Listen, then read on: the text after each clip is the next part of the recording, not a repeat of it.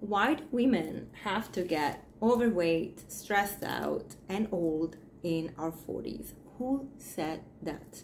Now, if you're struggling with weight gain around your belly, if you're struggling with energy levels, if you're struggling with mood swings, if you're struggling with your appetite, if you're struggling with anything at all, bloating, gassy, and you just feel not yourself, you're not alone. And it's not actually your fault in a way. It is just that we are not educated and supported in looking after our body. If you are new here, my name is Chantal. I'm a health coach, holistic wellness practitioner, and I help women getting healthier. Moreover, I help women mind and look after their hormones with a plant-based diet. I'm really excited about sharing this because I struggled and I really didn't have many of the tools that are available now out there, but also I don't see a lot of tools that are catered to plant-based eating solely, so being vegan as well. And that is a struggle when it comes to women because we are told as we get older that we need to eat animal products. And I don't want to eat animal products. I don't want to hurt animals. And I also know that I can look after myself, be healthy, and manage my hormones without the animal products. So we are going to talk about how to have strategies to look after our hormones. The first thing is we have to understand that from 38 onwards until we get to menopause, which is when we have lost our period completely, we are going to start going through a period called perimenopause. Now, perimenopause per se, a lot of doctors look at it as a 5-year window where you can basically see a lot of shifts and hormones changing. But realistically, actually, from 38 onwards, this can start happening. Now, of course, the average age is from 44 upwards, but 38, because of the lifestyle that we are actually having, statistically, a lot of women report having changes in their hormonal balance and not understanding their bodies anymore at that age. So if we know that this can happen, in our 30s, we can start looking after ourselves. In fact, quite honestly, we have to start looking after ourselves way before that. In fact, I really am a big proponent for educating women about our cycle since we are teenagers.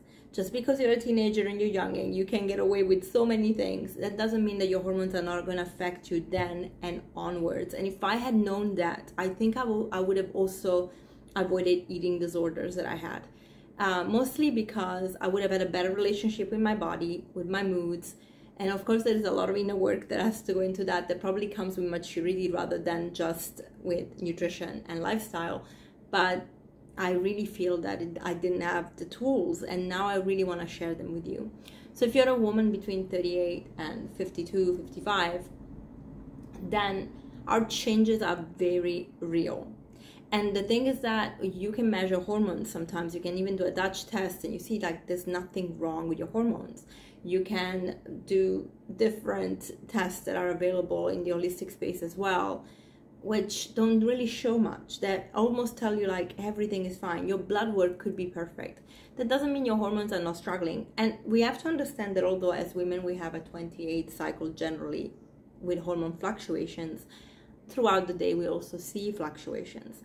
Now, one of the hormones that we rarely speak about that affects everything else, and is one of, not the only one, but cortisol, which is the reaction, the hormone that the adrenals release when we are under stress.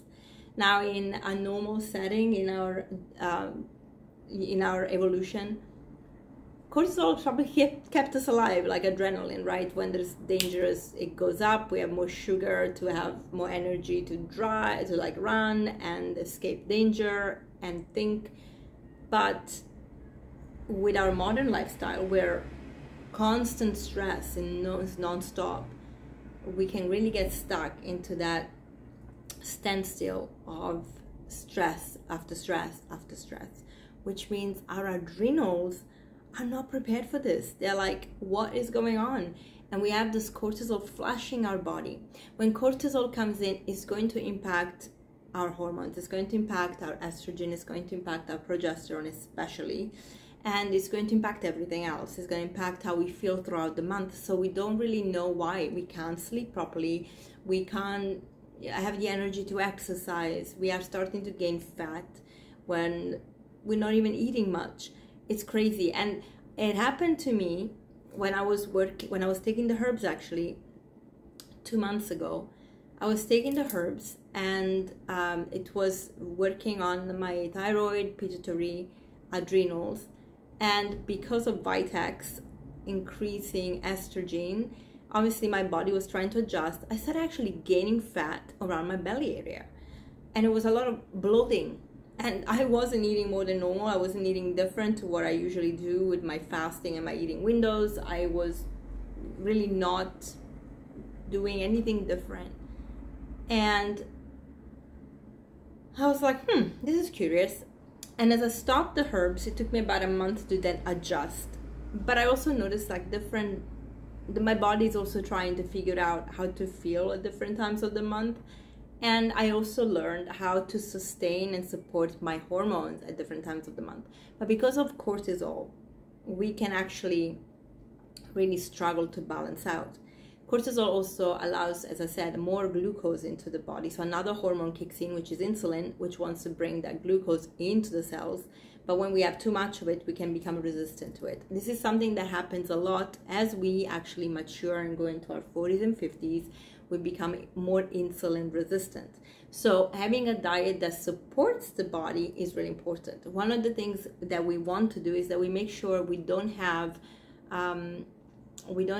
fat stuck into our cells, because otherwise the glucose cannot come in and will stay into the blood. And that contributes to a lot of women actually having not just insulin resistance, but type 2 diabetes as they get older, which we really shouldn't. Not just women, but I'm focusing on women here.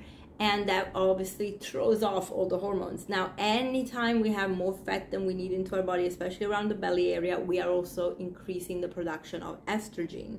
So our estrogen and progesterone, as we get into menopause, won't be produced into our ovaries anymore, but the adrenals take over that. But when we actually have insufficient adrenal functions, we are actually gaining weight because of cortisol stimulating more glucose, and then insulin coming in, and so on and so forth. You can see how everything is connected, and it's got a knock-on effect on everything that happens into the body. But we have more than fat onto the body, onto the belly, and that will release estrogen, which our body also wants. So the body will always try to keep us alive and in balance, but unfortunately that comes at the cost of things working or being in a way that they should be. So we have to find a way. So one of the things to do is to make sure you have a routine that is conducive to your health. One is to exercise every day. I found it personally that exercising whilst I'm fasting in the morning is the best time for me, because then I'm using the glucose that I already have in my body. I am also in ketosis generally, because I've done over 12 hours, 13 hours, 15 hours fast. So I'm actually already there, and I'm helping my body burn the fat. Then my nutrition is very important. So a lot of plants, fiber, populating my microbiome, making sure I have a diversity in my gut, supporting that with good fruit and vegetables, and then knowing when in the month to eat more starchy vegetables and when in the month to stick to the more leafy and less starchy vegetables. I'm not a big fan of grains for my body anymore, although sometimes I will have some quinoa, but my body doesn't love it. But if your body does, and you're okay with eating a cup of rice, a cup of quinoa at certain times of the month, please do so if it makes you feel good. Sweet potatoes, however, my body really thrives with, so I tend to have them especially before my cycle starts, so the week before. And funny enough, since I've adopted these changes in my nutrition, I don't actually get PMS. I've noticed that I get a little bit of a lower mood after my period, and that's actually normal because of the levels of our hormones, which are really, really low. They start going low the week before. In that week, I can still cope, actually, as I bring progesterone up with the food that support it. But then after my period, where everything is low, I do feel a little bit more sensitive. Now I'm starting to come out of this slump, as I just finished my period yesterday, and so as I come up and the estrogen is starting to go up, next week I'll be in ovulation phase, which is actually when everything is amazing. Testosterone is up, so you're really productive, you feel great. So for the next 2 weeks, I'm really looking forward to having that superwoman energy. But my body needs nutrition for it, and I need to make sure that I put the right things into my body. So understanding our hormones is key. Sleep is so important. Our cortisol will be out of whack if we're not supporting our sleep patterns. So sleep hygiene 101. Make sure you sleep in a dark room. Make sure your room is cold. Make sure you have a nice blanket that is heavy on you with the cold room. And I know this is the challenge of summer. How the heck are you gonna keep a room cold if you don't have aircon? And it's bloody 30 degrees outside. That is my struggle right now. So what I do is that I cool off the room before I go to bed, but then I put the ventilator on, and that actually kind of helps. It's not perfect, but it does help. And so I can sleep at least 6 hours, which is not great. I would love to have 8, but sometimes it is what it is. However, I don't feel tired. I feel okay in the morning, and I can exercise, and that's really my guide to know that I've slept enough and that I'm feeling okay.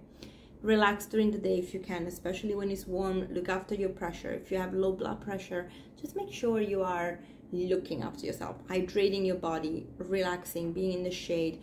Try not to overstretch, overstrain yourself. And I know that that's not always easy, especially when you work with somebody in a company.